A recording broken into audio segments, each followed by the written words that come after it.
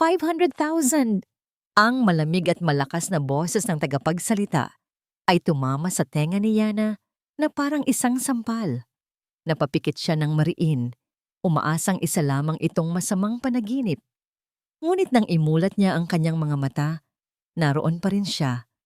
Nakatayo sa isang maliit na entablado, sa ilalim ng isang matinding ilaw na tila naglalantad sa bawat piraso ng kanyang pagkatao. Sa harap niya, isang silid na puno ng mga lalaking nakasuot ng mamahaling damit. Ang mga muka ay halos hindi niya makita dahil sa usok ng tabako.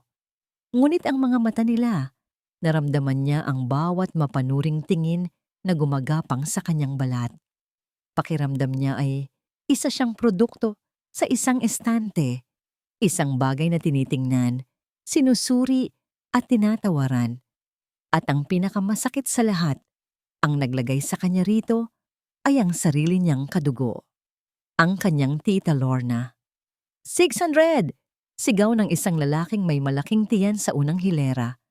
Nagsimulang manginig ang mga tuhod ni Yana. Gusto niyang tumakbo, magtago, ngunit tila napako ang kanyang mga paa sa sahig. Ang mga luha ay nagbabadyang tumulo mula sa kanyang mga mata, ngunit pinigilan niya ito. Hindi niya ibibigay sa kanila ang satisfaksyon na makita siyang umiiyak. Ito na ba ang katapusan niya? Matapos ang maraming taon ng pagtitiis, ng pagsisilbi na parang alipin sa sariling tiyahin. Ito ang kahahantungan niya, ibinebenta na parang isang hayop. 700,000! Isang malutong na tawa ang narinig niya mula sa gilid ng silid. Naramdaman ni Yana ang unti-unting pagkaubos ng hangin sa kanyang dibdib. Sa bawat pagtaas ng presyo, unti-unti ring namamatay ang pag-asa sa loob niya. May tataas pa ba? 700,000 going once, going twice. Napapikit na lamang si Yana at nagdasal. Diyos ko, kahit anong milagro po, kahit ano na lang. 5 million. Isang boses ang bumasag sa katahimikan. Hindi ito malakas, hindi ito pasigaw. Ito ay kalmado, malamig, at puno ng awtoridad. Sa isang iglap, ang lahat ng bulungan at tawanan ay namatay. Napamulat si Yana at napatingin sa pinanggalingan ng boses. Mula sa madilim na bahagi sa likuran ng silid, isang lalaki ang dahan-dahang humakbang pasulong. Matangkad ito at balingkinitan ang pangangatawan. Nakasuot ng isang itim na suit na tila mas mahal pa sa kabuuan ng bahay na kinalakihan niya. Hindi niya maaninag ng husto ang mukha nito dahil sa anino, ngunit nakita niya ang matalim na panga at ang paraan ng pagtayo nito na nagpapakita ng hindi matatawarang kapangyarihan. Ang lahat ng mata sa silid ay napabaling sa kanya, maging ang tagapagsalita ay tila natigilan. Sir, hindi sumagot ang lalaki. Nanatili lamang itong nakatayo roon. Ang mga mata ay nakatuon sa entablado, nakatuon sa kanya. Ngunit hindi ito ang tingin na ibinibigay sa kanya ng ibang mga lalaki. Ang mga mata nito ay malamig, walang emosyon, na para bang tumitingin ito sa isang bagay na kailangan lang niyang bilhin at tapos na ang usapan. 5 million sold! Mabilis na sabi ng tagapagsalita. Tila natatakot na magbago pa ang isip ng estranghero. Nakahinga ng maluwag si Yana, ngunit ang paglaya niya ay agad na napalitan ng panibagong takot. Sino ang lalaking ito? Ano ang gagawin niya sa kanya? 2 bantay ang umakyat sa entablado at marahang kinalag ang pagkakatali ng kanyang mga kamay. Hinila siya ng mga ito pababa, papunta sa direksyon ng lalaking bumili sa kanya. Bawat hakbang ay tila 1 milya ang layo. Nang makarating sila sa harap nito, doon lamang niya nakita ng malinaw ang mukha nito. Gwapo ito, sa isang paraan na nakakatakot. Perpekto ang bawat anggulo ng kanyang mukha, ngunit ang kanyang mga mata ay tila walang buhay. Hindi siya nagsalita. Tinalikuran lang siya nito at nagsimulang maglakad palabas.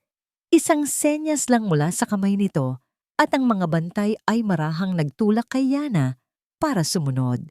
Ang biyahe sa loob ng kanyang mamahaling sasakyan ay binalot ng isang nakabibinging katahimikan. Nakaupo si Yana sa dulo ng leather seat, hindi maglakas loob na gumalaw o kahit na huminga ng malalim.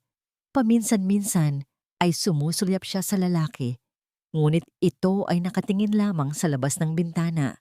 Tila hindi man lang napapansin na may kasama ito. Saan siya dadalhin ito? Anong kapalaran ang naghihintay sa kanya? Huminto ang sasakyan sa harap ng isang marangyang hotel. Pumasok sila sa isang private elevator at tumigil sa pinakamataas na palapag. Isang suite. Nang bumukas ang pinto, bumungad sa kanya ang isang sala na mas malaki pa sa buong bahay ng kanyang tita Lorna. Nanginginig siyang pumasok at nanatiling nakatayo malapit sa pinto. Naghubad ang lalaki ng kanyang suit jacket at inilapag ito sa isang sopa. Pumunta ito sa minibar at nagsalin ng tubig sa isang baso. Lumakad ito pabalik sa kanya at inilahad ang baso ng tubig. Uminom ka. Iyon ang unang beses na narinig niya itong magsalita nang direkta sa kanya. Nag-aalangan man ay kinuha niya ang baso, ang nanginginig niyang mga kamay ay halos ikinatapon ng laman nito. Tahimik niya itong ininom habang nanatili itong nakatayo sa harap niya. Pinapanood siya. Pagkatapos noon, wala na itong sinabi pa. Naglakad ito papunta sa silid tulugan. Pagkalipas ng ilang sandali, bumalik ito na nakasuot na lamang ng tuwalya na nakatapis sa kanyang baywang. Hindi napigilan ni Yana na mapayuko. Ang init ay biglang umakyat sa kanyang mga pisngi. Ang gabing iyon ay isang malabong panaginip na puno ng hiya, takot, at isang kakaibang uri ng pasasalamat. Hindi ito marahas. Hindi ito masakit sa paraan na inaasahan niya. Ngunit ito ay malamig at walang emosyon. Sa bawat pagdampi nito, naramdaman niya na para siyang isang bagay na binili. Isang obligasyon na kailangang tapusin. At sa gitna ng lahat ng iyon, sa isang iglap, niyakap niya ito. Hindi dahil sa pagnanasa, kundi dahil sa desperasyon. Sa gabing iyon, siya ang tagapagligtas niya at sa bisig ng isang estranghero, doon lang siya nakaramdam ng kahit kaunting kapayapaan mula sa impyernong pinanggalingan niya. Kinabukasan, nagising si Yana sa sikat ng araw na tumatama sa kanyang mukha. Mag-isa na lamang siya sa malambot na kama. Umupo siya at iginala ang kanyang paningin. Walang bakas ng lalaki. Ang tanging palatandaan na naroon ito ay ang amoy ng ang mamahaling pabango nito na naiwan sa mga unan.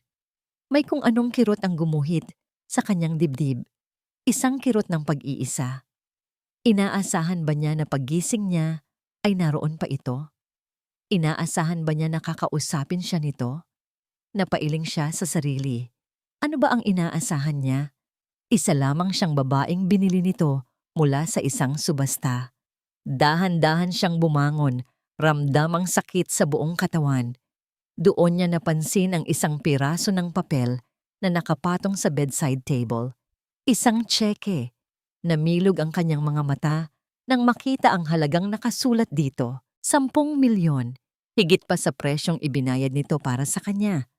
At sa ilalim ng tseke, may isa pang maliit na papel, isang note. Sa maayos at matulis na sulat kamay, 2 salita lamang ang nakasulat, bayad ka na. Para siyang binuhusan ng isang baldeng nagyayelong tubig, bayad ka na. Ang mga salitang yon ay paulit-ulit na umalingaw-ngaw sa kanyang isipan. Hindi ito pagliligtas, isa itong transaksyon. Binayaran siya nito para sa kanyang kalayaan at binayaran siya nito para sa kanyang katawan. Ganoon lang iyon kasimple. Ang lahat ng pasasalamat na naramdaman niya kagabi ay biglang napalitan ng matinding galit at kahihiyan. Pinunit niya ang maliit na note sa sobrang gigil. Gusto niya sanang punitin din ng tseke. Ngunit isang imahe ang biglang pumasok sa kanyang isipan. Ang mapang-asar na mukha ng kanyang tita Lorna. Hindi. Hindi niya ito pupunitin. Ito ang kabayaran Sa lahat ng paghihirap niya, ito ang puhunan niya para sa isang bagong buhay. Isang buhay na malayo sa lahat ng sakit na dinanas niya. Pinunasan ni Yana ang mga luhang nagsimulang mamuo sa kanyang mga mata. Mabilis siyang nagbihis, kinuha ang tseke at hindi na lumingon pa. Lumabas siya ng hotel suite na yon na may bagong determinasyon sa kanyang puso. Hindi na siya babalik sa dati. Hahanapin niya ang nag-iisa niyang kaibigan, si Pia. At sisimulan niya ang lahat mula sa simula.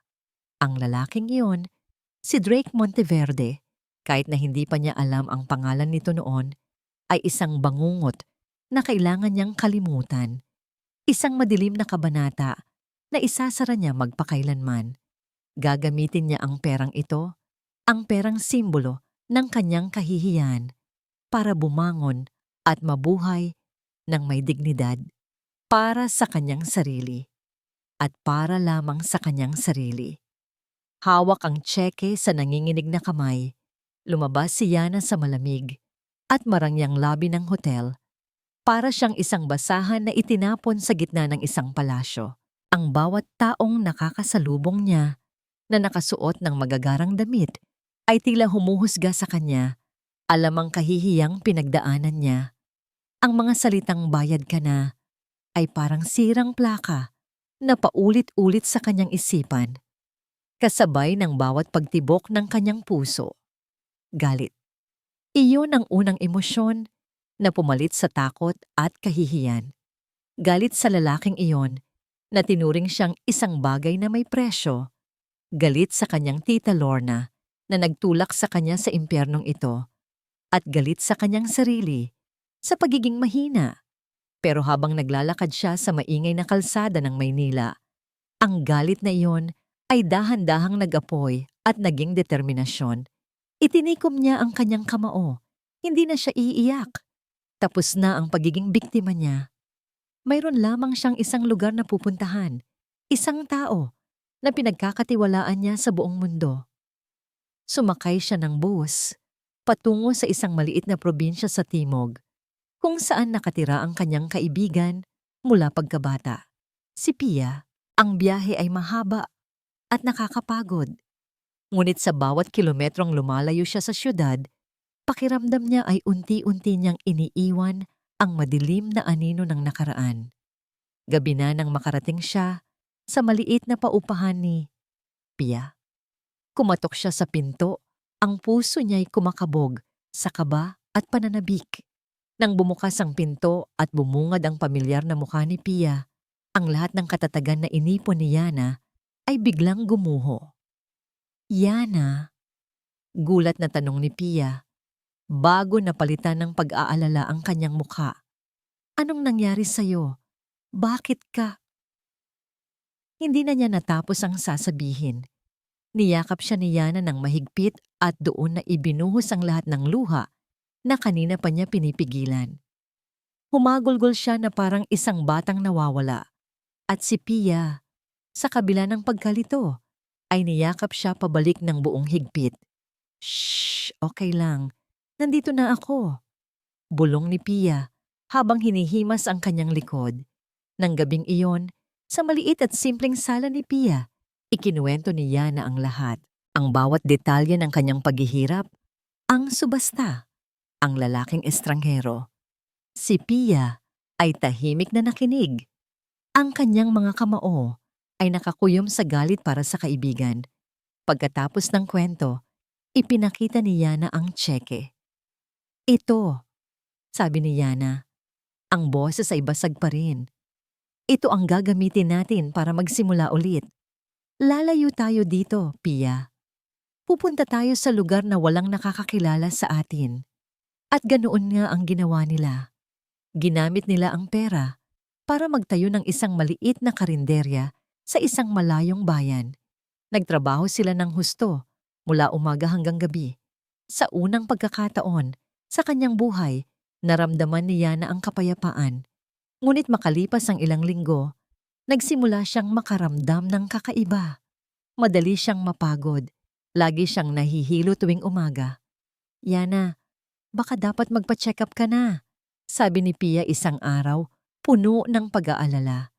Ilang araw ka nang ganyan. Sa isang maliit na klinika sa bayan, kinakabahang hinintay ni Yana ang resulta. Lumabas ang doktora, isang matandang babae na may mabait na ngiti. "Congratulations, Yana," sabi nito. "Buntis ka?" Parang huminto ang mundo ni Yana. Buntis? Paano? Pagkatapos ay naalala niya. Ang gabing iyon, ang estrangherong bumili sa kanya. Isang anak. Magkakaroon siya ng anak sa isang lalaking hindi man lang niya alam ang pangalan. Nagsimulang mamuo ang luha sa kanyang mga mata. Ngunit pinigilan niya ito. Tumingin siya sa doktora. "Sigurado po ba kayo?" "Oo naman," sagot ng doktora. "Halika, i-ultrasound kita para makita mo." Habang ipinapahid ng doktora ang malamig na gel sa kanyang tiyan, bumilis ang tibok ng puso ni Yana. Nakatingin siya sa monitor at pagkatapos ng ilang sandali, may itinuro ang doktora, isang maliit na tuldok na kumukurap-kurap. "Ayan ang heartbeat niya," nakangiting sabi ng doktora. Napakalakas. Napangiti si Yana sa unang pagkakataon. Isang anak, isang maliit na anghel na magiging sa kanya lamang. Ngunit napansin niyang biglang kumunot ang noo ng doktora. Iginagalaw nito ang probe sa kanyang tiyan, tila may hinahanap. "Bakit po, Dok?" tanong ni Yana, biglang kinabahan. Hindi sumagot ang doktora. Muli itong tumingin sa screen, tapos sa kanya, tapos pabalik ulit sa screen. "Sandali lang, ha?" sabi nito, tila hindi makapaniwala sa nakikita. Pagkatapos ng ilang sandali ng katahimikan, huminga ito ng malalim at tumingin kay Yana. "Yana? Bakit po? May problema po ba sa baby ko?" Umiling ang doktora at isang maliit na ngiti ang sumilay sa labi nito. "Walang problema sa baby mo. Malusog siya. Sila. Actually." "Sa sila? Hindi lang isa, Yana," sabi ng doktora. Ang nangiti nito ay mas lalong lumapad. "Hindi rin dalawa." "Ano po ang ibig niyong sabihin?" "Congratulations, Yana. You're having triplets." Tatlo. Tatlong buhay ang nagsisimulang mabuo sa loob niya. Tatlong pusong tumitibok kasabay ng kanya. Ang gulat ay napalitan ng pagkamangha. At ang takot ay napalitan ng isang pagmamahal na hindi niya pa naramdaman kailanman. Nang gabing iyon, tumayo si Yana sa harap ng salamin sa kanilang maliit na kwarto. Hinaplos niya ang kanyang patag panatian. Wala na ang galit. Wala na ang sakit. Ang mga batang ito, ang mga anak niya, ang naging bagong dahilan niya para mabuhay. Sila ang kanyang lakas. Sila ang kanyang pag-asa. Palalakihin niya sila ng mag-isa at ibibigay niya sa kanila ang lahat ng pagmamahal na hindi niya naranasan. Lumipas ang mga taon. Ang karinderya ay naging sapat para buhayin silang magkakaibigan at ang tatlong batang lumalaking malulusog at masasaya. Sina Helios, Artemis at ang bunso, si Hailey. Mahirap ang buhay, ngunit masaya sila. Binuo ni Yana ang isang mundong ligtas para sa kanyang mga anak. Isang mundong malayo sa anino ni Drake Monteverde. Isang hapon, habang naglalaro ang mga bata sa labas, biglang bumagsak si Hailey. Nagtakbuhan sila sa pinakamalapit na ospital. Pagkatapos ng maraming pagsusuri, kinausap sila ng doktor. Ang mukha nito ay seryoso. At pagkatapos, isang tawag sa telepono ang dumating habang si Yana ay nagbabantay sa tabi ng kama ng kanyang anak. Isang boses mula sa isang malaking ospital sa Maynila. "Ma'am Yana, kailangan po nating mag-usap tungkol sa anak ninyong si Hailey." Seryoso po ito. Ang mga salita ng doktor ay parang isang martilyo na dumurog sa puso ni Yana. Acute myeloid leukemia. Isang sakit na hindi niya maintindihan, ngunit ang epekto nito ay malinaw na malinaw sa unti-unting panghihina ng kanyang bunsong anak.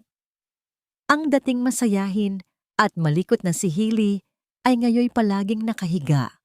Maputla ang balat, at ang makapal nitong buhok ay nagsisimula ng malugas dahil sa mga gamot. May pag-asa po ba, Dok? Tanong ni Yana. Ang boses ay nanginginig. Mayroon, sagot ng doktor. Ngunit ang awa sa mga mata nito ay hindi maitago. Pero kailangan niya ng bone marrow transplant at kailangan itong gawin sa lalong madaling panahon. Pag-asa, isang salita na dapat sana'y magbibigay sa kanya ng lakas, ngunit sa halip ay tila isang malaking pader na humarang sa kanyang harapan. Dahil kasunod ng salitang yon ay ang isa pang katotohanan. Ang halaga. Milyon-milyon. Isang halaga na kahit sa panaginip ay hindi niya kayang kitain. Ang lahat ng naipon niya mula sa karinderya ay naubos na sa mga paunang gamutan. Nagsimula na siyang mangutang, ngunit pati iyon ay hindi sapat. Araw-araw, nauupo si Yana sa tabi ng kama ni Hailey sa pampublikong ospital. Hinahawakan niya ang maliit at malamig na kamay ng anak. Pinapanood ang bawat patak ng dextrose na pumapasok sa katawan nito at dinadasal ang isang milagro.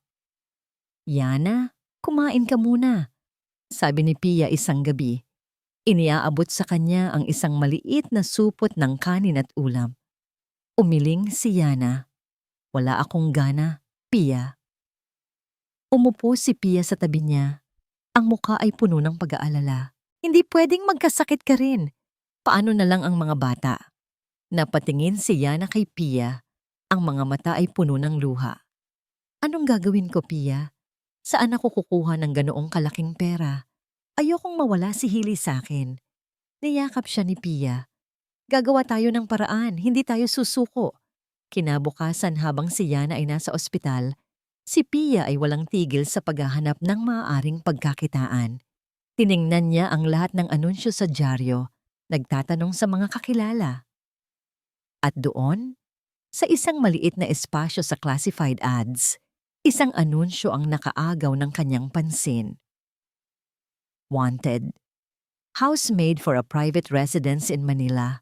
High salary package with benefits. Napakataas ng sahod na nakalagay.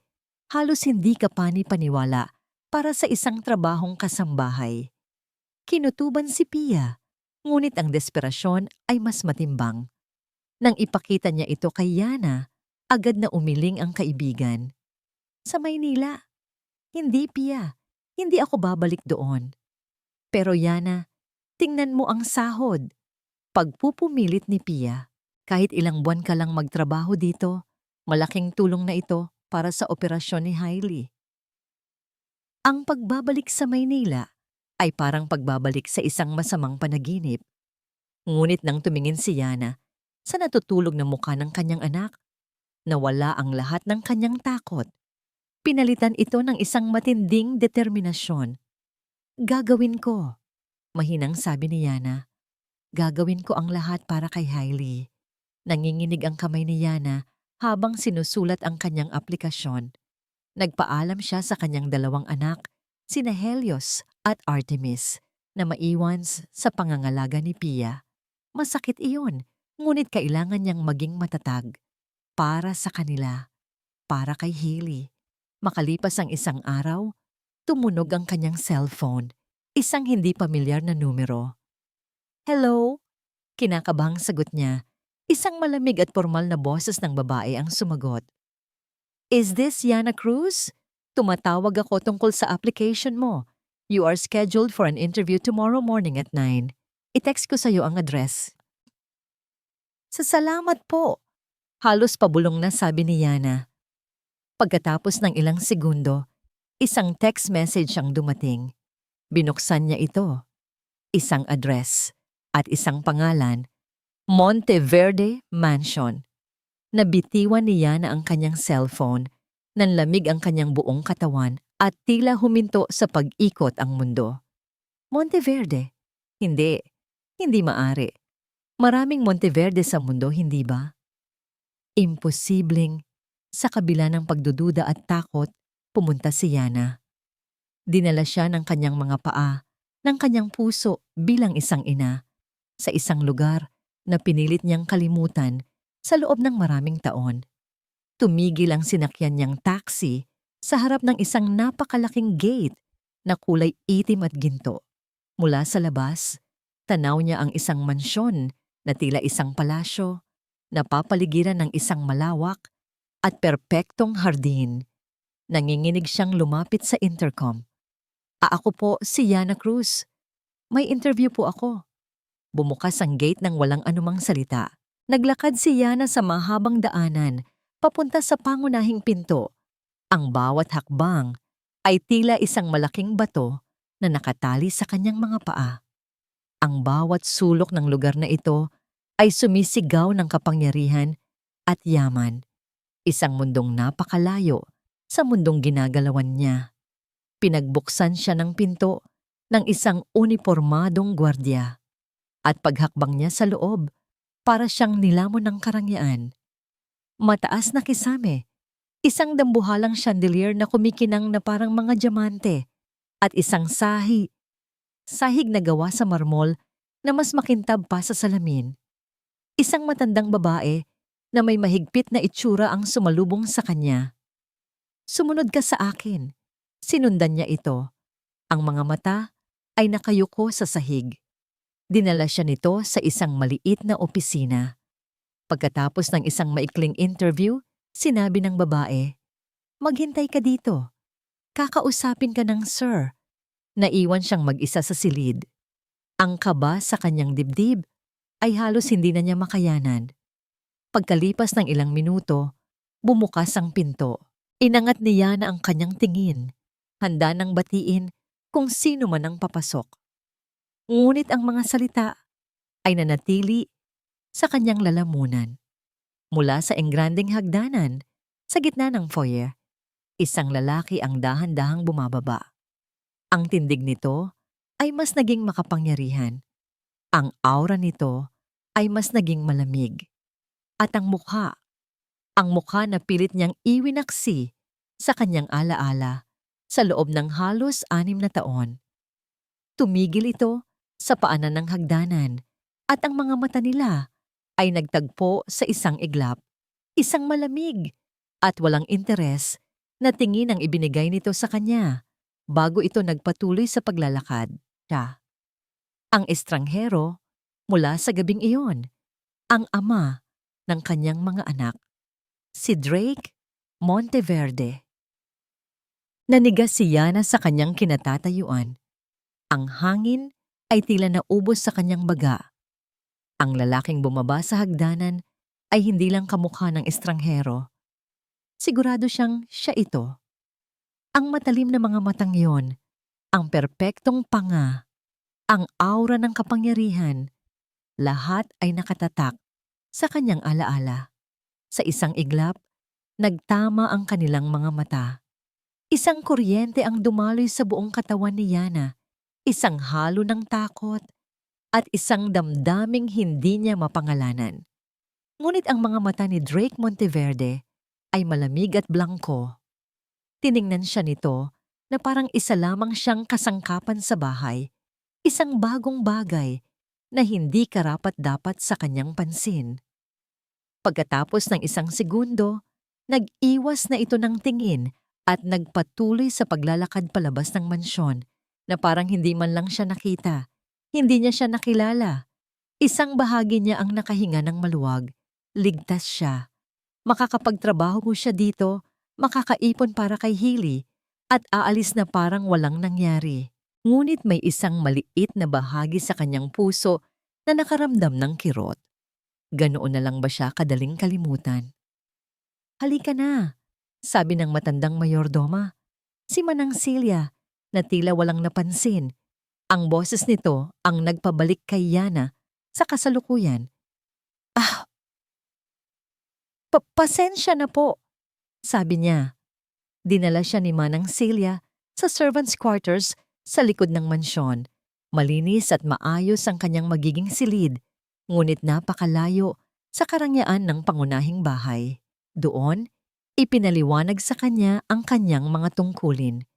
Ang mga sumunod na araw ay isang pagsubok ng katatagan para kay Yana.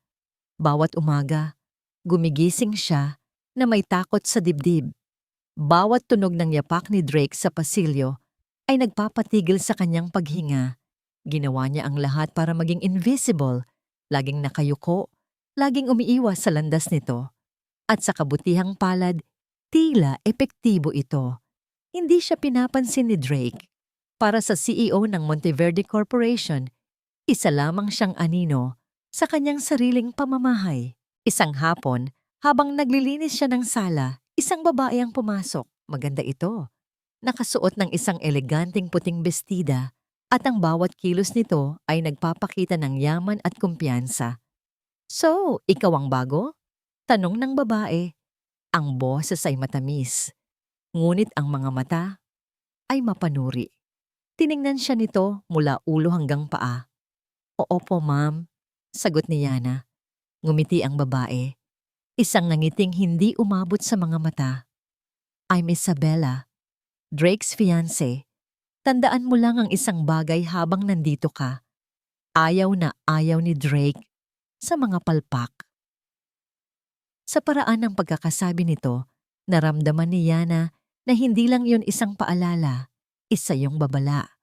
Pakiramdam niya ay bigla siyang lumiit, naging marumi sa harap ng perpektong babaeng ito. "Masusunod po, Ma'am Isabella." Ang pagkakataong kinatatakutan niya ay dumating makalipas ang ilang araw. Inutusan siya ni Manang Celia na magdala ng kape sa study room ni Drake. Nanginginig ang kanyang mga kamay habang daladala ang tray. Pagpasok niya, naroon si Drake. Nakaupo sa kanyang mesa at seryosong nakatitig sa laptop. "Sir, ang kape niyo po," mahinang sabi ni Yana. Inilalapag ang tasa sa mesa. Hindi ito tumingin. Ngunit habang papalabas na sana siya, bigla itong nagsalita. "Sino ang nagsabi sa iyong umalis ka na?" Natigilan si Yana. "Pipo? May iniuutos pa ako." Habang nakatayo siyang naghihintay, biglang bumukas ang pinto at pumasok si Isabella. "Drake, mahal ay..." Natigil ito nang makita si Yana.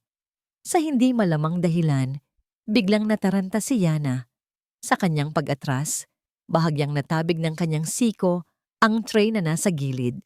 Isang maliit na kutsara ang nahulog at gumawa ng isang maliit ngunit matinis na tunog sa marmol na sahig. "Ano ba yan?" sigaw ni Drake. Ang boses ay matalim na parang kutsilyo. Sa wakas ay tumingin ito sa kanya at ang mga mata nito ay puno ng inis. "Hindi ka ba marunong mag-ingat? Kung hindi mo kayang gawin ng maayos ang trabaho mo, makakaalis ka na."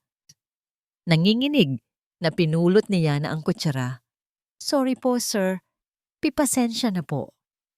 Mabilis siyang lumabas ng silid. Ang mga luha ay nagbabadyang tumulo. Sumandal siya sa pader ng pasilyo, sinusubukang pakalmahin ang kanyang humahapong dibdib.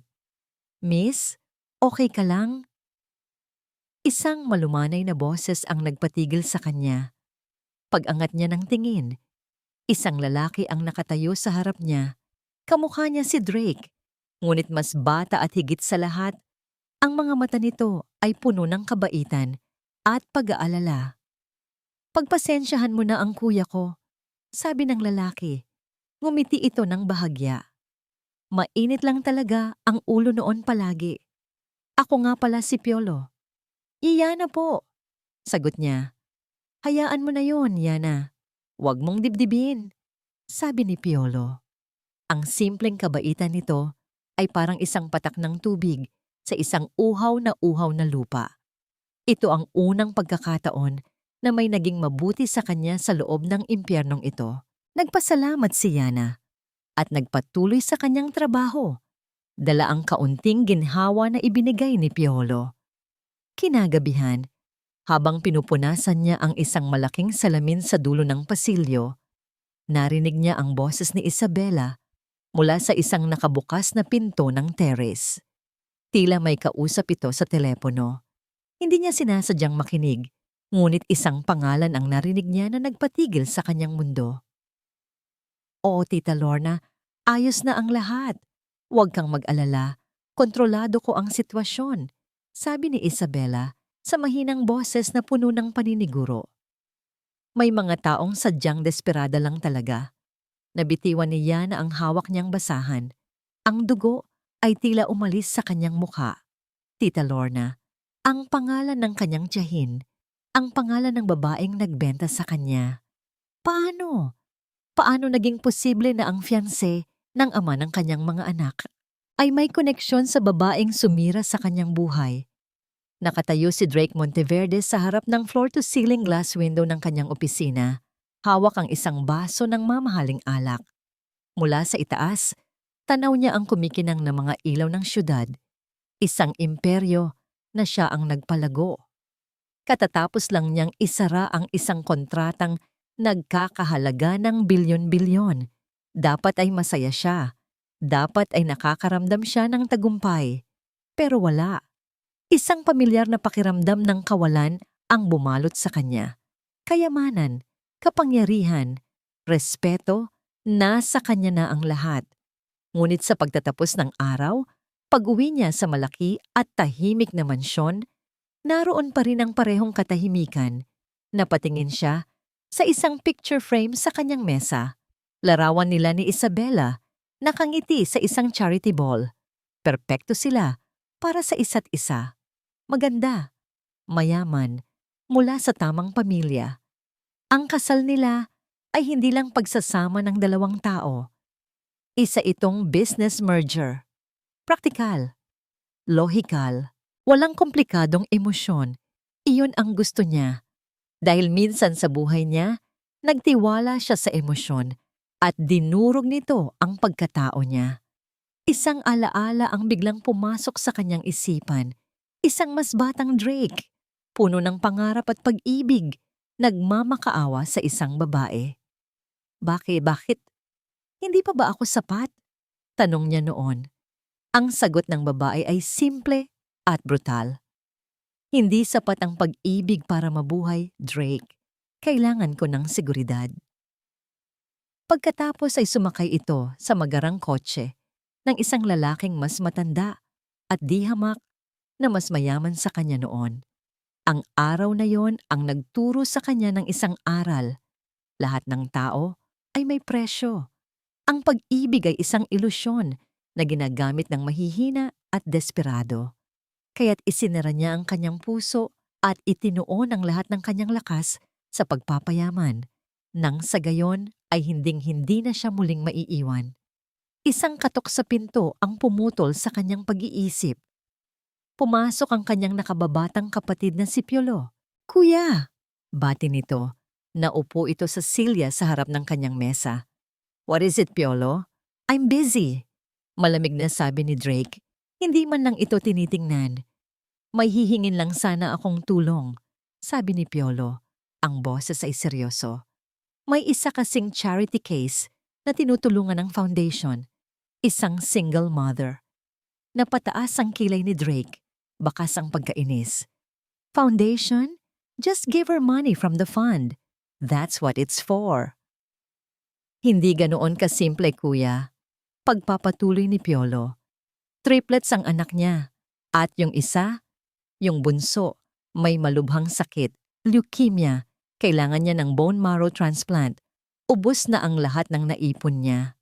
Hindi kumibo si Drake. Wala siyang pakialam sa drama ng ibang tao. Ang tapang ng babae, kuya, sabi pa ni Piolo, puno ng paghanga ang boses. Inako niyang lahat, mag-isang pinalaki ang 3 anak. Nagtatrabaho siya ngayon bilang kasambahay para lang may maipangtustos sa pagpapagamot. Sa hindi malamang dahilan, may kung anong kumirot sa dibdib ni Drake. Isang imahe ng isang babaeng pagod at desperado ang biglang pumasok sa kanyang isipan. Iwinaksin niya ito. So what do you want me to do? I-cover ng foundation ang lahat ng gastos. End of story. Sabi niya, bumalik ang tingin sa mga dokumento. Hindi lang yun, kuya. Naghahanap sila ng donor. Malay mo. Don't be ridiculous, Piolo. I don't have time for that. Putol ni Drake sa sasabihin ng kapatid. Bumuntong hininga si Piolo at tumayo. Sige, kuya. Pasensya na sa abala. Nang gabing iyon, hindi mapakali si Drake. Pilit niyang iwinaksi sa isip ang kwento ni Piolo, ngunit paulit-ulit itong bumabalik. Isang ina, 3 anak, isang nag-aagaw buhay. Bakit ba ako apektado dito? Tanong niya sa sarili, puno ng inis. Isa lamang yung estranghero. Nagbukas siya ng trabaho sa kanyang laptop, ngunit ang mga numero at letra ay lumalabo sa kanyang paningin. Ang nakikita niya ay ang mukha ng isang babaeng lumalaban para sa kanyang anak. Kinabukasan, hindi na niya natiis. May isang bagay sa loob niya, isang impulso na hindi niya maintindihan at hindi niya mapigilan. Kinuha niya ang kanyang telepono at tinawagan ang kanyang personal na doktor. Dr. Santos, sabi niya nang sagutin nito ang tawag. Sir Drake, napatawag po kayo? I schedule mo ako for a bone marrow compatibility test. Narinig niya ang bahagyang pagtataka sa boses ng doktor. Para po kanino, sir? Hindi na mahalaga yun. Matigas na sabi ni Drake. It must be completely anonymous. Walang dapat makaalam. Naiintindihan mo? Masusunod po, sir. Makalipas ang ilang araw, habang nasa kalagitnaan siya ng isang board meeting, nag-vibrate ang kanyang telepono. Isang text mula kay Dr. Santos. Binuksan niya ito. Sir, lumabas na po ang resulta. Hindi niya alam kung bakit bigla siyang kinabahan. Nag-excuse siya mula sa meeting at tinawagan ang doktor. What is it? Tanong niya. Walang paligoy-ligoy. Narinig niya ang paghinga ng malalim ng doktor sa kabilang linya. Pagkatapos ay sinabi nito ang mga salitang magpapabago sa lahat. Sir, it's a perfect match. Isang tawag mula sa ospital ang bumago sa mundo ni Yana.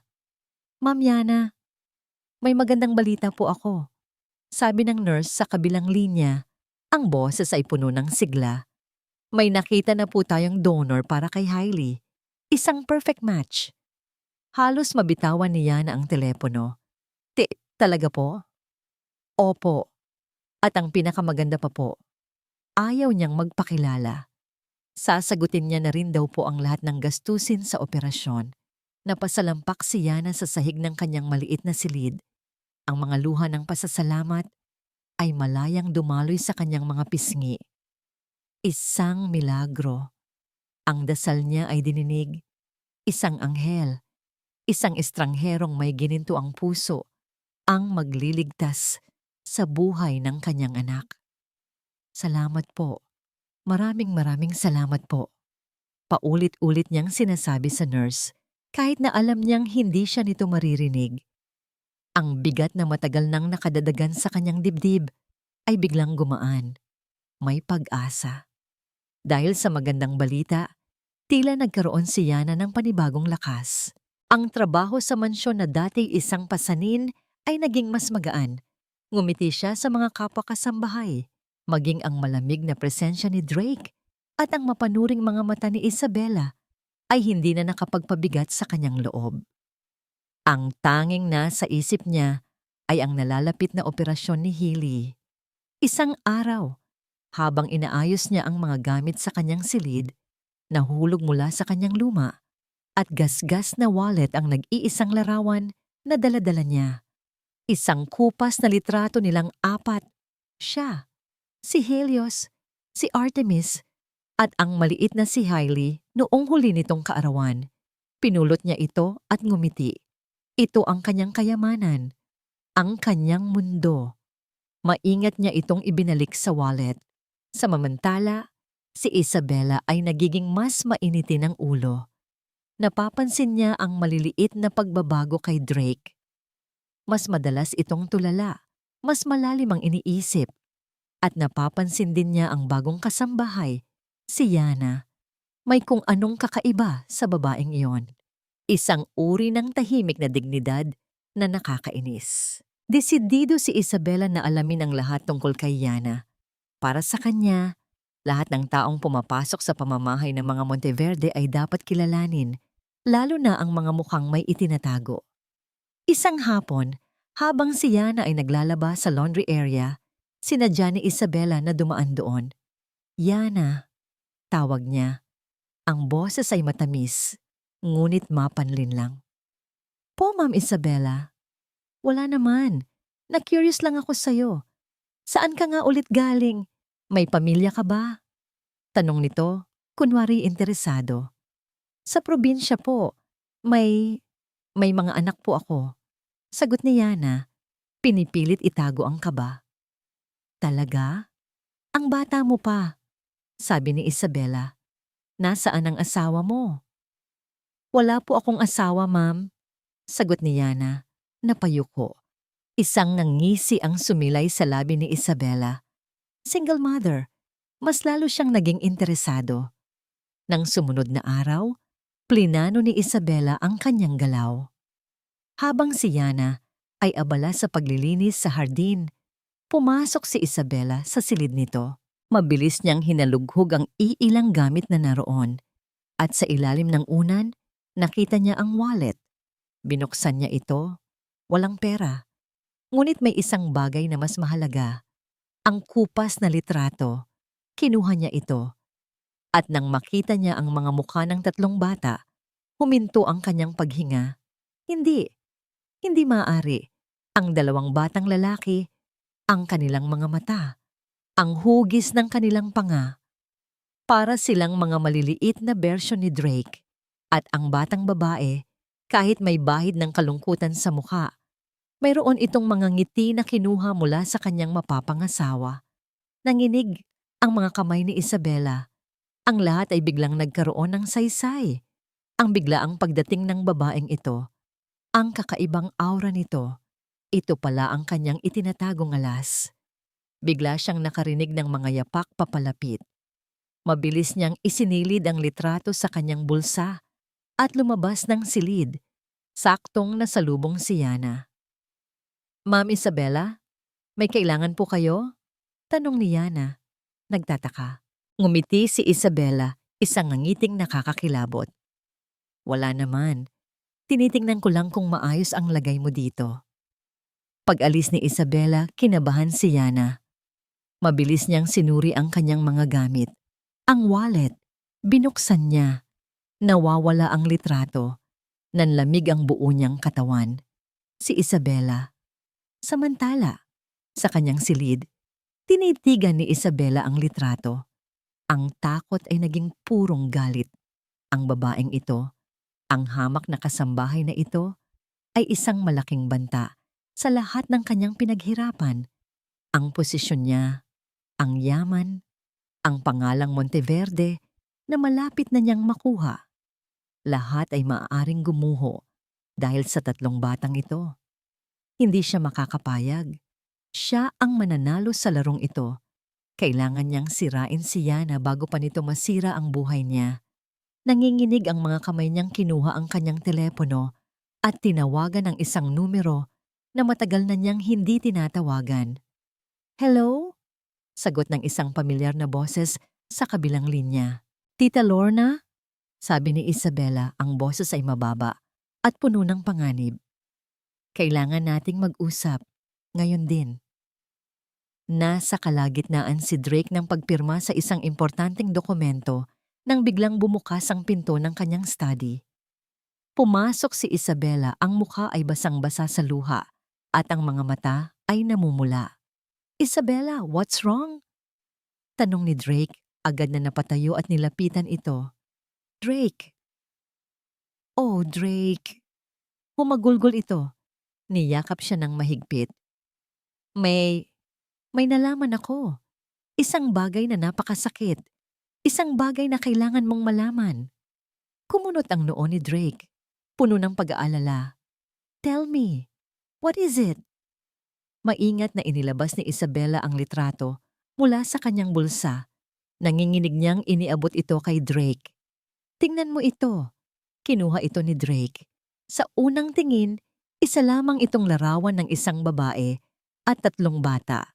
Ngunit habang tinititigan niya ang mga mukha ng mga bata, isang kakaibang pakiramdam ang gumapang sa kanyang sistema. May pamilyar sa kanila. lalo na sa dalawang batang lalaki. Sino sila? Tanong niya. Ang boses ay naguguluhan. Siya si Yana, sabi ni Isabela, itinuturo ang babae sa litrato. Ang bago nating kasambahay. Biglang tumaas ang tensyon sa silid. Ang babaeng palaging nakayuko? Ang babaeng tinawag niyang palpak? At ang mga batang yan, huminga ng malalim si Isabela. Tila naghahanda para sa isang malaking revelasyon. Sinasabi niyang anak mo sila, Drake. Parang bombang sumabog ang mga salitang iyon sa pandinig ni Drake. Nabitiwan niya ang litrato. What? That's ridiculous. Sigaw niya, isang tawa na walang bahid ng saya, ang kumawala sa kanyang lalamunan. Is this a joke? Sana nga, Drake. Sana nga biro lang ang lahat. Umiiyak na, sabi ni Isabela. Pagkatapos, ay inilabas niya ang isa pang ebidensya. Isang pekeng bank statement na ipinagawa niya na nagpapakita ng malalaking deposito sa isang account na nakapangalan kay Yana na di umano'y galing sa pinakamalaking karibal na kumpanya ng Monteverde Corporation. Drake, isa siyang espiya, sabi ni Isabela. Ang bawat salita ay maingat na pinili para tumusok sa pinakamalalim na sugat ni Drake. Ipinadala siya dito para sirain ka. At ang mga batang yan, gagamitin niya sila para makuha ang lahat ng yaman mo. This is a trap, Drake. Isang napakalaking bitag. Trap. Bawat letra ng salitang iyon ay parang laso na nakumalat sa buong sistema ni Drake. Ang alaala ng kanyang nakaraan, ang babaeng nang iwan sa kanya para sa pera, ay biglang bumalik ng buong linaw. Ang sakit, ang pagkakatraidor, ang kahihiyan, lahat ay bumalik. At ang target ng lahat ng galit na yon ay ang babaeng nagngangalang Yana. Nagdilim ang kanyang paningin. Ang lahat ng piraso ay tila nagkabit-kabit sa kanyang isipan. Bumubuo ng isang maitim na larawan ng panlilinlang. Ang biglaang pagdating ni Yana. Ang mga anak na kamukha niya. Ang kwento ni Piolo tungkol sa isang single mother na nangangailangan ng tulong. Pati si Piolo, ginamit din siya. Ang maliit na awa na nagsimulang tumubo sa puso niya para sa babaeng iyon o ngayon ay biglang naging purong galit at pandidiri. Niloko siya. Ginamit siya. Pinagmukha siyang tanga. At ang pinakamasakit sa lahat, ang donasyon, ang pagliligtas niya sa buhay ng isang bata ay bahagi pala ng isang masamang plano. Where is she? Tanong ni Drake. Ang boses ay mababa at nakakatakot. Drake, please, kumalma ka. I said, where is she? Sa ibaba, abala si Yana sa pagpupunas ng isang malaking plorera nang marinig niya ang mabibigat na yapak na pababa ng hagdanan. Pag-angat niya ng tingin, nakikita niya si Drake. Ang mukha ay tila isang nagbabadyang bagyo. Naglakad ito ng diretso sa kanya. Walang sabi-sabing hinawakan nito nang mahigpit ang kanyang braso. Ano po yun, sir? Nanginginig na tanong ni Yana. Huwag ka nang magkunwari. Sigaw ni Drake. Ang boses ay umalingaw-ngaw sa buong kabahayan. Alam ko na ang lahat. Alam ko na ang marumi mong plano. Piplano?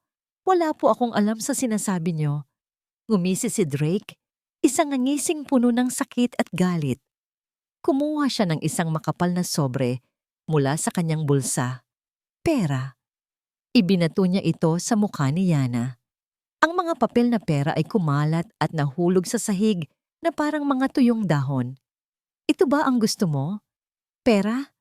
Akala mo ba maluloko mo ako sa mga anak-anakan mo? Akala mo ba makukuha mo ang yaman ko? Napatitig si Yana sa perang nakakalat sa sahig.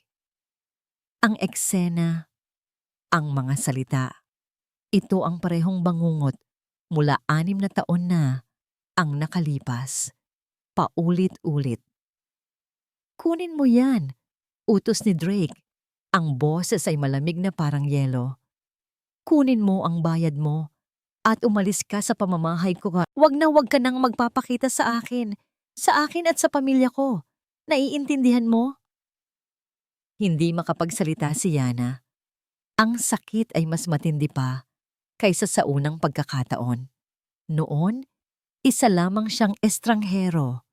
Ngayon, ang mga salitang iyon ay binitawan sa kanya ng ama ng kanyang mga anak. Nakatayo si Isabela sa itaas ng hagdanan, tahimik na nanonood. Isang bahagyang nangiti ng tagumpay ang nakaguhit sa kanyang mga labi. Ang bawat salita ni Drake ay parang isang matulis na punyal na paulit-ulit na itinarak sa puso ni Yana. Nakatayo lang siya roon, hindi makagalaw, habang ang mga kasambahay na dati niyang kasama sa trabaho ay nakatingin sa kanya.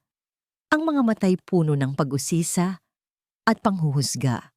Ang perang nakakalat sa sahig na marmol ay tila isang malaking insulto sa kanyang pagkatao. Ang parehong eksena, ang parehong kahihiyan, 6 na taon ang lumipas, ngunit para sa lalaking ito, isa pa rin siyang babaeng mabibili ng pera. Dahan-dahan siyang yumuko, ngunit hindi para pulutin ang pera. Pinulot niya ang bawat piraso ng kanyang natitirang dignidad. Tumayo siya ng tuwid at sa unang pagkakataon, tiningnan niya si Drake ng diretso sa mga mata. Wala nang takot, tanging isang malalim at nakakawasak na kalungkutan. Hindi siya nagsalita. Hindi niya kailangang ipagtanggol ang sarili sa isang taong bingi na sa katotohanan. Tinalikuran niya si Drake. Tinalikuran niya ang pera, ang mansyon, at ang pangarap na mailigtas ang kanyang anak. Naglakad siya palabas ng malaking pinto. Ang bawat hakbang ay mas mabigat kaysa sa nauna. Kasabay ng paglakad niya, bumuhos ang isang malakas na ulan na tila nakikidalamhati sa kanyang sawing puso. Hindi niya ito ininda. Nagpatuloy lang siya sa paglalakad, walang direksyon, habang ang malamig na ulan ay humahalo sa mainit na luhang dumadaloy sa kanyang mga pisngi. Nawala na ang lahat. Ang trabaho na siyang tanging pag-asa niya. Ang dignidad na pilit niyang iningatan. At ang pinakamasakit, ang pagkakataong madugtungan ng buhay ni Hailey. Isang sasakyan ang biglang huminto sa tabi niya. Bumukas ang bintana. Yana. Si Piolo. Ang mukha nito ay puno ng pag-aalala. Sumakay ka na. Ihahatid kita. Umiling si Yana. Wag na po, Sir Piolo. Okay lang ako. Hindi ka okay. Pumasok ka na. Maring sabi nito. Bumaba pa ng kotse at pinagbuksan siya ng pinto. Sa loob ng sasakyan, habang binabagtas nila ang daan pabalik sa probinsya, ibinuhos ni Yana ang lahat. Isinalaysay niya ang buong katotohanan kay Piolo, ang tungkol sa subasta, ang gabing iyon, at ang kanyang 3 anak. Si Piolo ay tahimik lang na nakikinig. Ang mga kamay ay mahigpit na nakahawak sa manibela. Ang mga ugat sa kanyang panga ay bakas na bakas sa tindi ng kanyang galit at pagkadismaya. Galit hindi kay Yana, kundi sa kanyang sariling kapatid. Wala siyang karapatan. Mahinang sabi ni Piolo. Hindi niya alam ang buong kwento. Hindi man lang siya nakinig. Nang makarating sila sa bahay ni Pia, sinalubong sila ng nag-aalalang mukha ng kaibigan. Gumuho si Yana sa yakap nito. Ang katawan ay nanginginig sa pagod at sama ng loob. Sa mansyon, si Drake ay nagkulong sa kanyang study, umiinom. Ang galit na naramdaman niya kanina ay unti-unting napapalitan ng isang nakakainis na pagdududa. Bakit hindi siya lumaban? Bakit hindi niya kinuha ang pera? Bakit sa mga mata niya kanina ay wala siyang nakitang kasinungalingan, kundi purong sakit lamang? Biglang bumukas ang pinto at pumasok si Piolo. Ang mukha ay seryoso. Kailangan nating mag-usap, kuya, sabi nito. Ang boses ay kalmado, ngunit may diin. Wala tayong dapat pag-usapan. Lasing na sagot ni Drake. Tungkol kay Yana. Huwag mong babanggitin ang pangalan ng babaeng yan sa harapan ko. Nagkakamali ka sa kanya, kuya, giit ni Piolo. Isang malaking pagkakamali ang ginawa mo. Hindi mo man lang siya pinakinggan. May mali dito, kuya. At aalamin ko kung ano yon. Iniwan ni Piolo si Drake na tulala. Ang mga salita ng kanyang kapatid ay tumagos sa pader ng galit na itinayo niya sa paligid ng kanyang puso. Kinabukasan, habang si Yana ay nakatingin lang sa kawalan, nakatanggap si Pia ng isang tawag mula sa ospital. Ma'am, tumatawag po kami tungkol sa operasyon ni Healy. Nais lang po naming ipaalam na kinansela na po ng anonymous donor ang kanyang donasyon. Gumuho ang mundo ni Yana sa pangalawang pagkakataon. Kinuha na nga sa kanya ang lahat, pati ba naman ang huling pag-asa ng kanyang anak?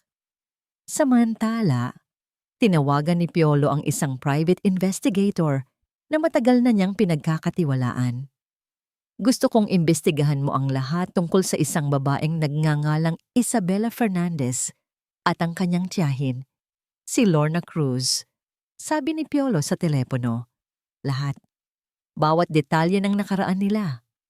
Pagkalipas ng ilang oras, tumawag pabalik ang investigador. Ang boses nito ay may halong pagmamadali at pagkasabik. Sir, may nahanap akong isang bagay na interesante. Isang bagay na napakalaki. Ano yon?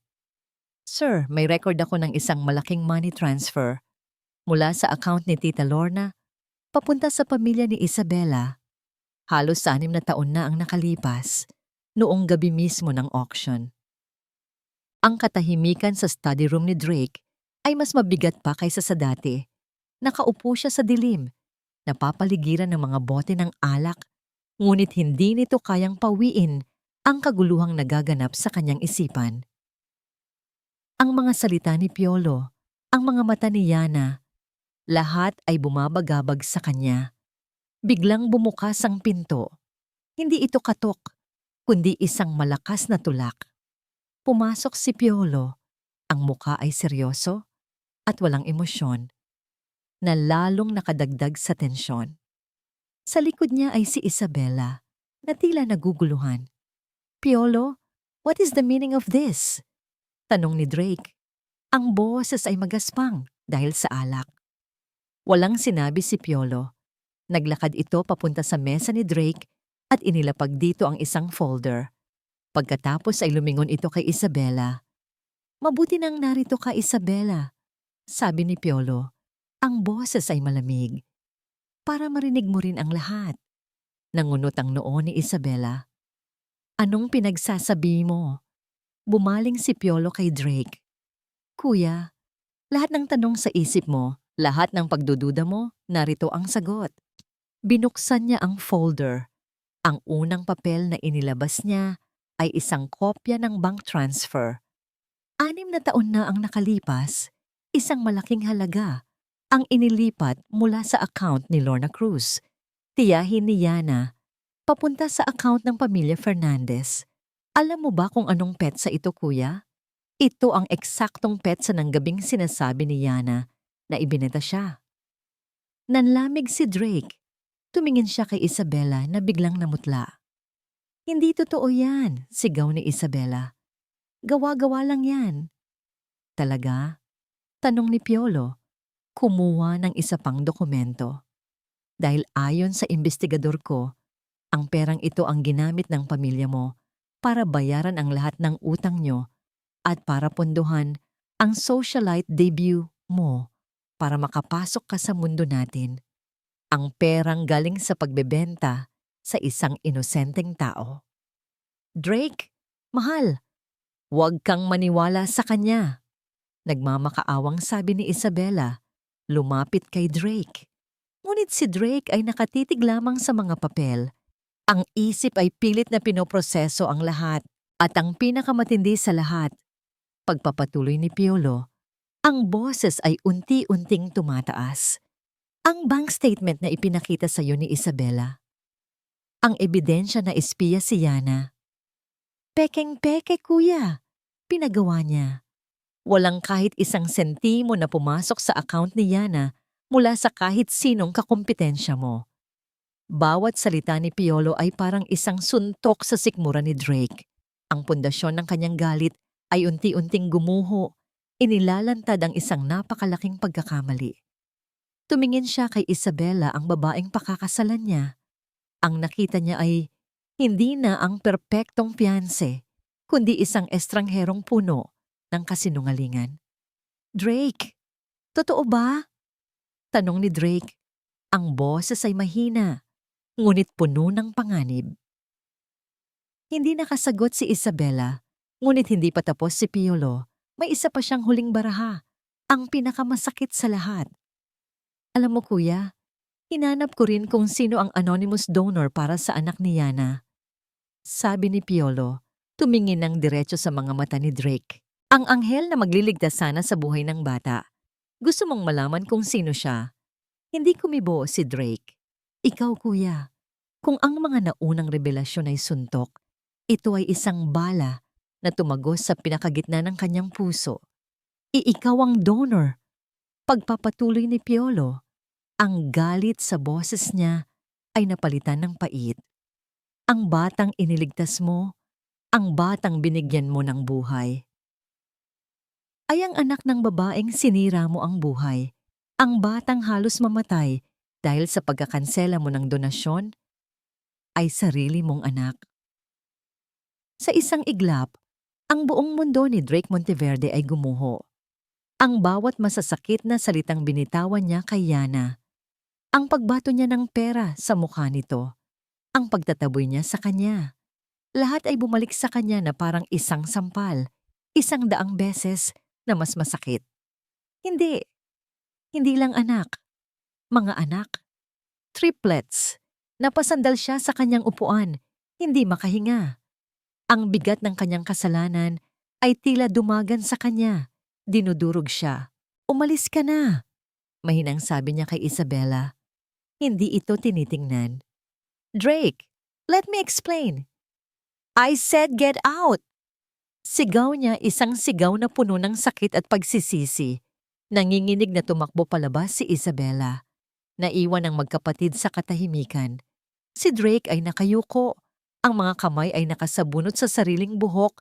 Ang katawan ay nanginginig sa tindi ng emosyon. Pagkatapos ng ilang sandali, dahan-dahan siyang tumayo. Ang kanyang mga mata ay pula, hindi dahil sa alak, kundi dahil sa mga luhang pilit niyang pinipigilan. Mayroon ng bagong determinasyon sa kanyang mukha. Naglakad siya palabas ng study. "Saan ka pupunta, kuya?" tanong ni Piolo. Hindi lumingon si Drake.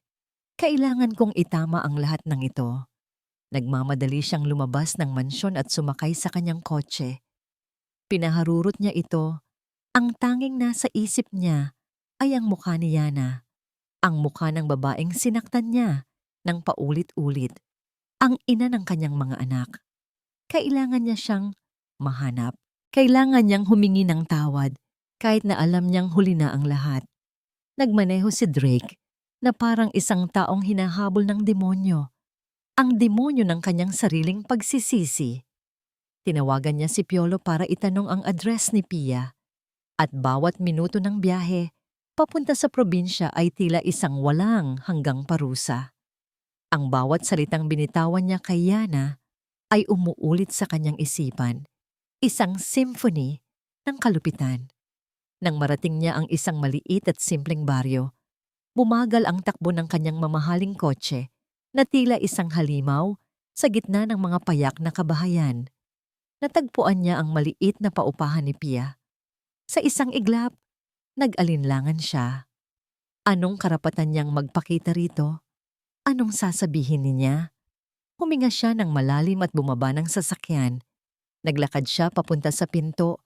Ang puso niya'y kumakabog ng mas malakas kaysa noong isinara niya ang pinakamalaking business deal ng kanyang buhay.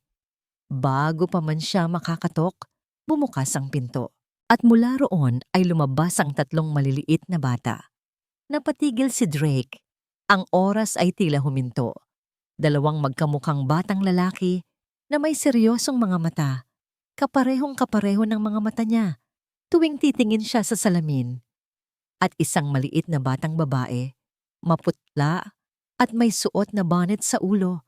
Ngunit ang ngiti nito Nang makita ang mga kapatid, ay may bakas ng kanyang sariling ngiti. Sila, ang mga anak niya, nakatayo lang siya roon, isang higanting estatwa na hindi makagalaw, habang ang tatlong bata ay nagtaka sa malaking estrangherong nakaharang sa kanilang daan. "Sino po kayo?" tanong ng isa sa mga batang lalaki. Ang boses ay matapang. Hindi makasagot si Drake. Ang lalamunan niya ay tila may bumara. "Mga anak, pumasok muna kayo." Ang boses na yon. Napapikit si Drake sa sakit. Pagmulat niya, naroon si Yana, nakatayo sa likod ng mga bata. Ang muka ay puno ng gulat at takot. Agad niyang itinago ang mga anak sa kanyang likuran. Ang katawan niya ay naging isang pananggalaban sa panganib na nakikita niya. Laban sa kanya. "Anong ginagawa mo dito?" tanong ni Yana. Ang boses ay nanginginig ngunit may diin. "Yana." Iyon lang ang lumabas sa bibig ni Drake. Ang pangalan niya, binigkas ng may pagsusumamo. Ginawa niya ang isang bagay na hindi niya pa nagawa sa buong buhay niya. Dahan-dahan siyang lumuhod sa lupa, sa harap ni Yana at ng kanyang mga anak. Ang mamahalin niyang pantalon ay nabasa sa putik, ngunit wala siyang pakialam. "Patawarin mo ako," sabi niya. Ang boses ay basag. Tumingala siya, at sa wakas ay hinayaan niyang makita ni Yana ang lahat. Ang sakit, ang kahihiyan, ang pagsisising dumudurog sa kanya.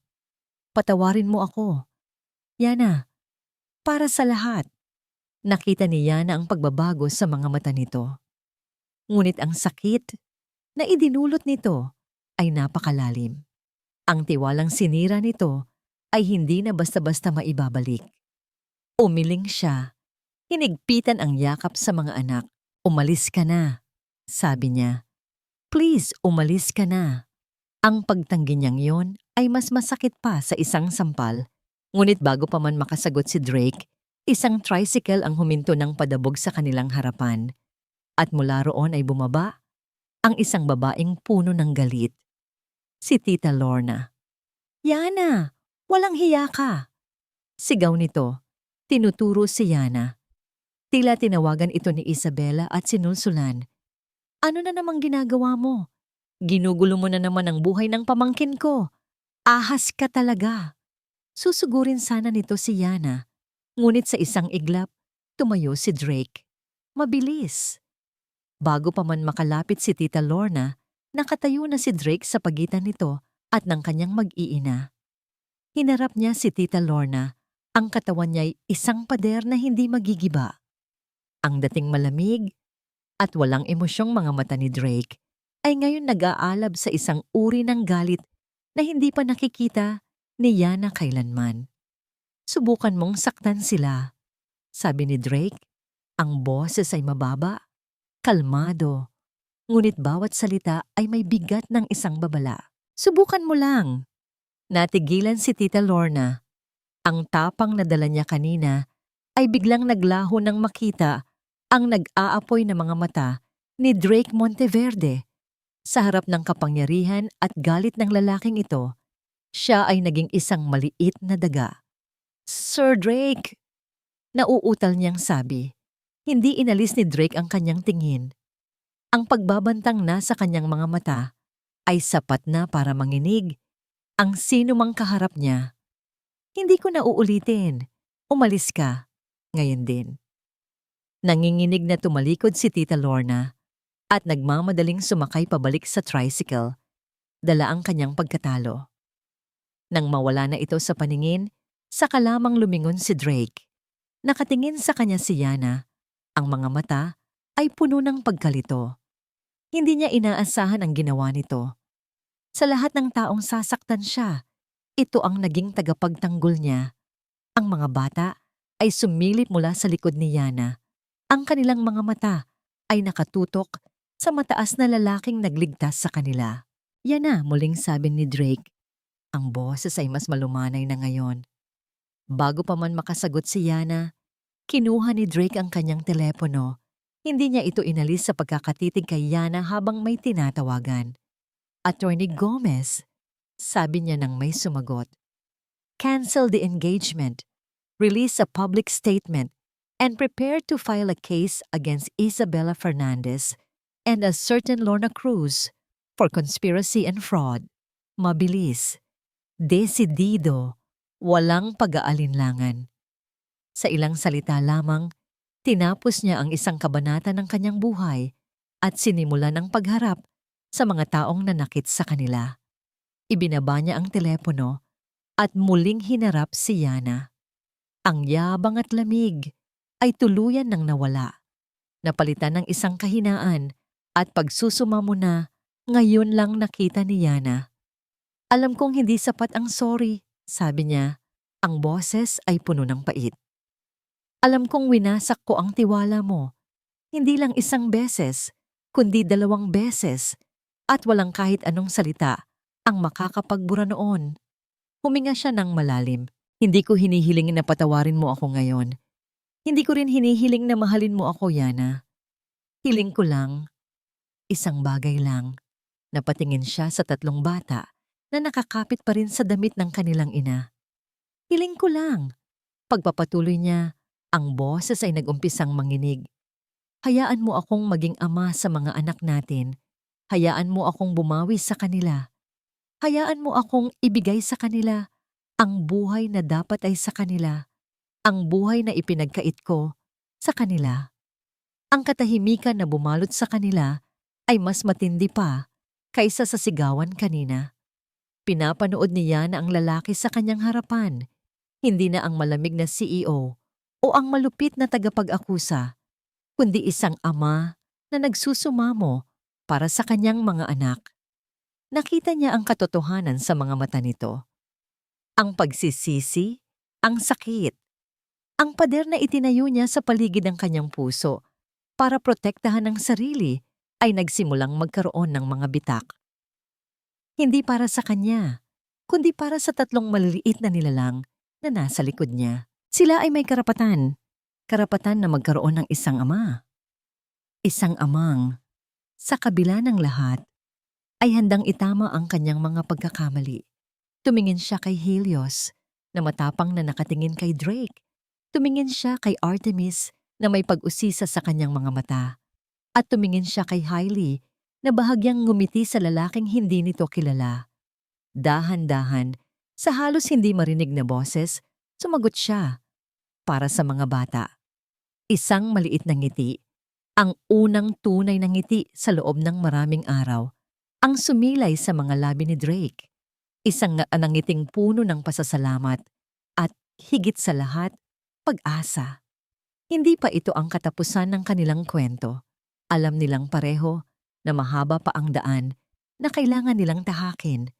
Marami pang sugat na kailangang gamutin. Ngunit sa araw na yon, sa isang maliit na baryo sa ilalim ng papalubog na araw, isang sirang pamilya ang nagsimulang muling mabuo. Isang taon ang lumipas mula noong araw na yon. Isang taon ng dahan-dahang paghilom, ng maingat na pagbuo muli ng tiwala at ng unti-unting pagtuklas sa pamilyang dapat sanay sa kanila mula pa sa simula. Ang unang ilang buwan ay mahirap. Si Drake ay parang isang estrangherong maingat na kumikilos sa paligid ng kanyang sariling mga anak. Ngunit hindi siya sumuko. Araw-araw, pagkatapos ng trabaho, nagmamaneho siya papunta sa probinsya. Hindi siya nagdala ng mamahaling mga regalo. Sa halip, nagdala siya ng kanyang oras at pasensya. Tinuruan niya si Helios kung paano magpalipad ng saranggola. Nakipaglaro siya ng bahay-bahayan kay Artemis at oras-oras siyang nauupo sa tabi ng kama ni Healy, nagbabasa ng mga kwento habang ito ay unti-unting lumalakas pagkatapos ng matagumpay nitong bone marrow transplant. Isang operasyong binantayan niya mula sa labas ng kwarto. Hindi nangahas na pumasok hanggat hindi pa siya karapat-dapat. Si Yana ay tahimik lang na nagmamasid mula sa malayo. Nakikita niya ang pagbabago kay Drake. Ang dating malamig at walang pakialam na CEO ay napalitan ng isang amang handang Magmukhang katawa-tawa para lang mapangiti ang kanyang mga anak. Nakikita niya ang pagsisikap, ang sinseridad, at ang pader sa kanyang puso unti-unti ay tuluyan ng gumuho. Isang maaraw na Sabado, dinala sila ni Drake sa isang lugar na hindi nila inaasahan. Isang bagong gusali na may malaking karatula sa harap. Tahanan ni Yana. Ano to? Nagtatakang tanong ni Yana. Isang foundation. Paliwanag ni Drake. Ang tingin ay nasa kanya. Isang lugar para sa mga single mothers na nangangailangan ng tulong para makapagsimula ulit. Ipinangalan ko sa iyo dahil ikaw ang pinakamatapang na ina na kilala ko. Sa sandaling iyon, ang huling piraso ng sakit sa puso ni Yana ay naglaho, napalitan ng isang pagmamahal na mas malalim at mas matatag kaysa dati. Ngayon, narito sila sa isang simpleng parke, naglalatag ng isang kumot para sa isang piknik. Ang tatlong bata ay masaya at malusog na naghahabulan sa damuhan. Si Hailey, na may buhok na ngayon na medyo mahaba na, ang pinakamasigla sa lahat. Naupo si Yana sa kumot, pinapanood ang kanyang mga anak. Ang kanyang puso ay puno ng kaligayahan na hindi niya akalaing mararamdaman niya pa. Umupo si Drake sa tabi niya. Masaya sila. Salamat sa'yo, sagot ni Yana. Isang matamis na ngiti ang nasa kanyang mga labi. Hindi, sabi ni Drake, umiling ito. Salamat sa'yo, dahil hindi ka sumuko, dahil pinalaki mo sila ng napakabuti, at dahil binigyan mo ako ng pangalawang pagkakataon. Tumingin siya kay Yana, ang kanyang mga mata ay puno ng isang emosyon na matagal na niyang ikinubli. Kinuha niya ang kamay ni Yana. Mula sa kanyang bulsa, inilabas niya ang isang maliit na kahon. Hindi ito isang malaki at maningning na diamante na isisigaw ang kanyang kayamanan. Sa halip, isa itong simple at eleganteng singsing na may tatlong maliliit na bato. Kumakatawan sa kanilang tatlong anak. 6 na taon na ang nakalipas. Binili ko ang kalayaan mo, Yana, sabi ni Drake. Ang boses ay puno ng pagsisisi at pagmamahal. Iyon ang pinakamalaking pagkakamali ng buhay ko. Huminga siya ng malalim. Hayaan mong itama ko yun ngayon. Hayaan mong ibigay ko sa iyo ang puso ko. Ngayon at habang buhay, Yana Cruz. Pakasalan mo ako. Ang mga bata ay tumigil sa paglalaro at lumapit sa kanila. Tila nararamdaman ang kahalagahan ng sandali. Mama, sabi ni Papa, I love you. Sigaw ni Artemis. Natawa si Yana habang ang mga luha ng kaligayahan ay dumaloy sa kanyang mga pisngi. Tumingin siya sa mga anak niya, sa pamilyang binuo niya mula sa sakit at pag-asa. At tumingin siya sa lalaking nasa harap niya. Ang lalaking nagkamali, nasaktan, ngunit natutong umibig ng tunay. Tumingin siya diretso sa mga mata ni Drake at sinabi ang isang salita na magbubuklod sa kanila magpakailanman. Oo,